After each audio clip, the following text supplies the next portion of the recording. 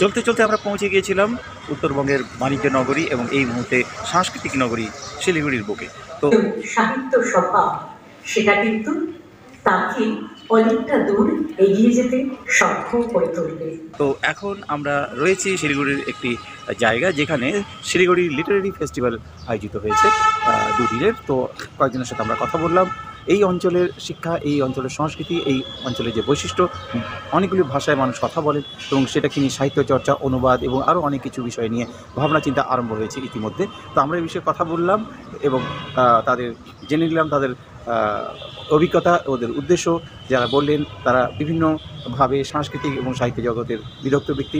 বড় বড় শহরে লিটারেরি ফিস্ট হয়, যেমন ধরেন পুনাতে হয়, অন্য বড় শহরে।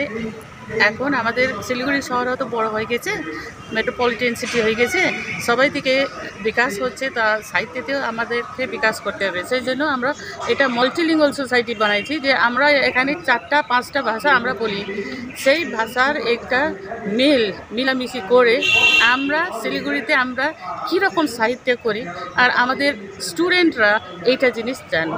আমাদের এই শিলিগুড়ি দার্জিলিং জেলা তো বটেই, কিন্তু শিলিগুড়ি মহকুমা বিশেষ করে আমাদের একটা অন্যতম বৈশিষ্ট্য হচ্ছে এখানে বহু ভাষাভাষী এবং প্রধানত এখানে নেপালি, হিন্দি, বাংলা এই 3টে ভাষার জনসংখ্যা হচ্ছে সব থেকে বেশি।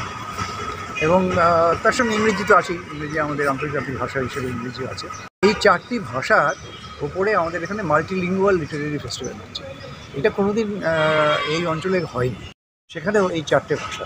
এই যে বিভিন্ন ভাষার সাহিত্যের মধ্যে যে বিনিময়ে অনুবাদের সমস্যা আছে, লিটারেচারগুলোকে অনুবাদ করা বেশি বেশি করে দরকার, যাতে এক ভাষার সাহিত্যের সম্পদ অন্য ভাষাভাষী মানুষ আস্বাদন করতে পারে।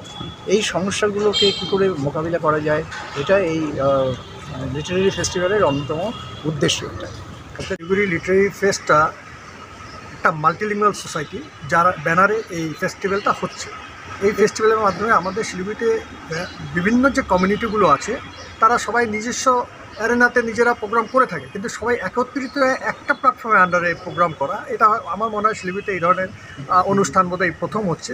এবং literary festival practically it is something where literature is being discussed. এখানে আমরা স্কুল, কলেজ, ইউনিভার্সিটি স্কলাররা জয়েন করেছে এবং সমাজের ইন্টেলেকচুয়াল অ্যাকাডেমিশিয়ানসরাও জয়েন করেছে এবং আলাদা আলাদা হিল ইউনিভার্সিটি, নর্থ বেঙ্গল ইউনিভার্সিটির প্রফেসররা, কলেজের প্রফেসররাও জয়েন করেছে এই লিটারেরি ফেস্টে।